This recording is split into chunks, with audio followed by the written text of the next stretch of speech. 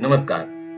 मैं हूं आपका दोस्त अनुज गोस्वामी और आप सुन रहे हैं श्रृंखला प्रेमचंद मेरी आवाज में। और आज आप सुनेंगे कहानी सवा सेर गेहूं का दूसरा भाग। पहले भाग में अब तक आप जान चुके हैं कि शंकर नाम के किसान ने गांव के पंडित जी से, जो कि बाद में महाजन हो गया, सवा सेर गेहूं उधार लिया था। उनकी सेवा में जो कुछ समर्पित किया उसे देकर वो उस सवा सेर गेहूं को चुकता मान बैठा था। लेकिन महाजन ने उस सवा सेर गेहूं का सूद सहित इतना हिसाब निकाल दिया कि शंकर इस जन्म में तो क्या, दूसरे जन्म में भी ना चुका पाता। पूरे गांव भर ने महाजन की निंदा की, लेकिन पीठ पीछे। उसके बाद क्या हुआ, इस भाग में आइए जानें। शंकर ने साल भर कठिन तपस्या की। मियाद के पहले रुपया अदा करने का उसने व्रत सा कर लिया। दोपहर को पहले भी चूल्हा न जलता था, चबेने पर बसर होती थी। अब वह भी बंद हो गया। केवल लड़के के लिए रात को रोटियां रख दी जाती। पैसे रोज का तंबाकू पी जाता था। यही एक व्यसन था जिसका वो कभी त्याग ना कर सका था। अब वो व्यसन भी इस कठिन व्रत के भेंट हो गया। उसने चिलम पटक दी, हुक्का तोड़ दिया और तंबाकू की हांडी चूर चूर कर डाली। कपड़े पहले ही त्याग की चरम सीमा तक पहुंच चुके थे। अब वह प्रकृति की न्यूनतम रेखाओं में आबद्ध हो गए। उसने समझा, पंडित जी को इतने रुपए दूंगा और कहूंगा, महाराज बाकी रुपए भी जल्दी ही आपके सामने हाजिर करूंगा। तो और बात है, क्या पंडित जी इतना भी न मानेंगे? उसने रुपए लिए और लेकर पंडित जी के चरण कमलों पर अर्पण कर दिए। पंडित जी ने विस्मित होकर पूछा, किसी से उधार लिए हैं क्या? नहीं महाराज, आपके आशीष से मजूरी अच्छी मिली। लेकिन ये तो 60 रुपए हैं। हाँ महाराज, इतने अभी ले लीजिए, बाकी 2-3 महीने में दे दूंगा। अब मुझे ऋण कीजिए महाराज। ऋण तो तभी होंगे जब मेरी कौड़ी कौड़ी चुका दोगे। जाकर मेरे 15 रुपए और लाओ। महाराज इतनी दया करो, अब सांझ की रोटियों का भी ठिकाना नहीं है। गांव में हूँ, कभी न कभी दे ही दूंगा। मैं ये रोग नहीं पालता, मैं बहुत बातें करना जानता हूँ।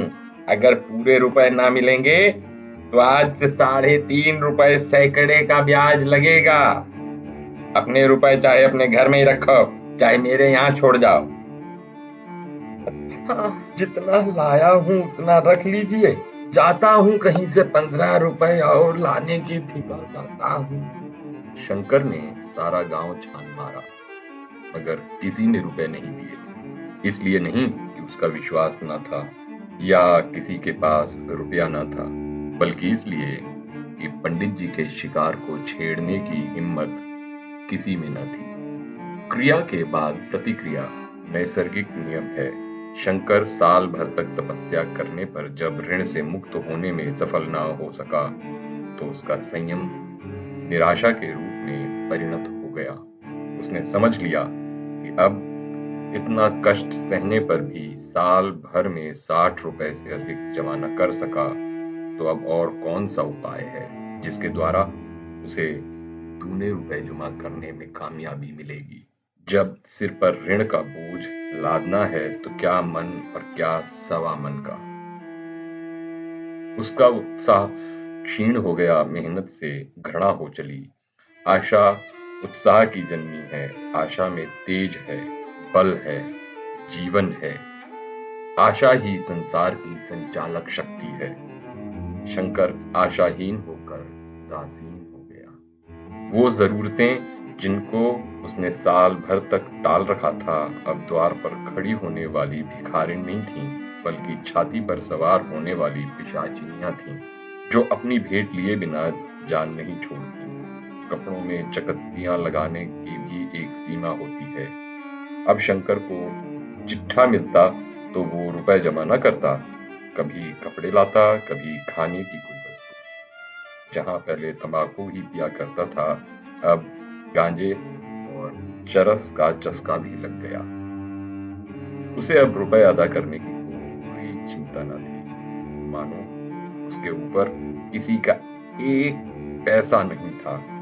पहले चूड़ी चढ़ी होती थी, पर वो काम करने अवश्य जाता था। अब काम पर ना जाने के लिए बहाना खोजा करता था। इस भांति 3 वर्ष निकल गए। विप्र जी महाराज ने एक बार भी तकाजा ना किया था। वो चतुर शिकारी की भांति अचूक निशाना लगाना चाहते थे। पहले से शिकार चौंकाना उनकी नीति के विरुद्ध था। एक दिन पंडित जी ने शंकर को बुलाकर हिसाब दिखाया। 60 रुपए जो जमा थे, वो मिनाह करने पर भी शंकर के जिम्मे 120 रुपए निकले। इतने रुपए तो मैं जन्म में दूंगा, ये संभव नहीं, इस जन्म में नहीं हो सकता महाराज। मैं इसी जन्म में लूंगा। मूल ना सही, सूद तो देना ही पड़ेगा। एक बैल है वो ले लीजिए, एक झोपड़ी है वो ले लीजिए, और मेरे पास रखा क्या है? मुझे बैल बछिया लेकर क्या करना है? मुझे देने को तुम्हारे पास बहुत कुछ है। और क्या है महाराज? कुछ नहीं है, तुम तो हो। आखिर तुम भी कहीं मजूरी करने जाते ही हो। मुझे खेत के लिए मजूर रखना ही पड़ता है। सूद में हमारे यहाँ काम किया करो, जब सुविधा हो दे देना। सच तो यूं है कि अब तुम किसी दूसरी जगह काम करने नहीं जा सकते, जब तक मेरे रुपए नहीं चुका दो। तुम्हारे पास कोई जायदाद नहीं। इतनी बड़ी गठरी मैं किस एतबार पर छोड़ दूं? कौन इसका जिम्मा लेगा? तुम मुझे महीने महीने सूद देते जाओगे, और कहीं कमाकर जब तुम मुझे सूद भी नहीं दे सकते, तो मूल की कौन कहे? महाराज, सूद में तो मैं काम करूंगा, तो खाऊंगा क्या? तुम्हारी घरवाली है, लड़के हैं, या हाथ पांव कटा बैठे हैं? रहा मैं, तुम्हें आधे शेर जो रोज कलेवा के लिए दे दिया करूंगा। ओढ़ने को साल में एक कंबल पाओगे, एक मिर्जई भी बनवा दिया करूंगा। अब क्या चाहिए? ये सच है कि और लोग तुम्हें 6 आने रोज देते हैं, लेकिन मुझे ऐसी गरज नहीं है। मैं तो तुम्हें अपने रुपए भरने के लिए रखता हूं। शंकर ने कुछ देर तक गहरी चिंता में पड़े रहने के बाद कहा, महाराज, ये तो जन्म भर की गुलामी हुई। गुलामी समझो चाहे मजूरी समझो, मैं अपने रुपए भराए बिना तुमको कभी न छोड़ूंगा। तुम भागोगे तो तुम्हारा लड़का भरेगा। जब कोई न रहेगा, तब की तब देखी जाएगी। इस निर्णय की कहीं अपील न थी। मजूर की जमानत कौन करता? कहीं शरण ना थी, भागकर कहां जाता? दूसरे दिन उसने विप्र जी के यहाँ काम करना शुरू कर दिया। 1.25 सेर गेहूं की बदौलत उम्र भर की गुलामी की बेड़ी पैरों में डालनी पड़ी। उस अभागे को अब अगर किसी विचार से संतोष होता था, तो ये था कि ये मेरे पूर्व जन्म का संस्कार है। स्त्री को वो काम करने पड़ते थे जो उसने कभी न किए थे।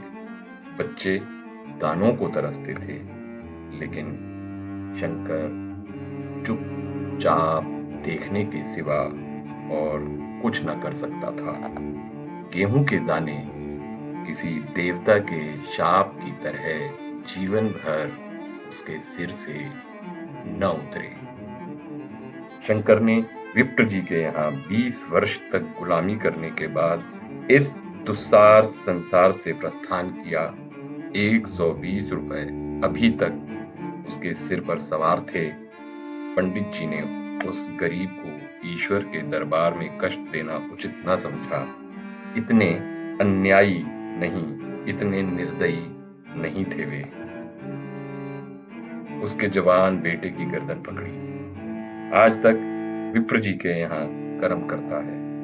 उसका उद्धार कब होगा, होगा भी या नहीं, ईश्वर ही जाने। पाठक इस वृत्तांत को कपोल कल्पित ना समझें, ये सत्य घटना है। ऐसे शंकरों और ऐसे विप्रों से दुनिया खाली नहीं हुई है। यहाँ श्रोतागण पाठक की जगह श्रोता समझें, क्योंकि पाठक केवल इसलिए किया गया कि ये कहानी में मुंशी प्रेमचंद ने लिखा और मैं उनकी मूल प्रतीक के साथ कोई छेड़खानी नहीं करना चाहता। तो ये थी हिंदी कहानी सम्राट की एक और संवेदनशील कहानी, सवा सेर गेहूं। अब अपने दोस्त अनुज गोस्वामी को इजाजत दीजिए। जल्द ही ऐसी ही एक और अमर कथा लेकर के आपके साथ रहूंगा। नमस्कार।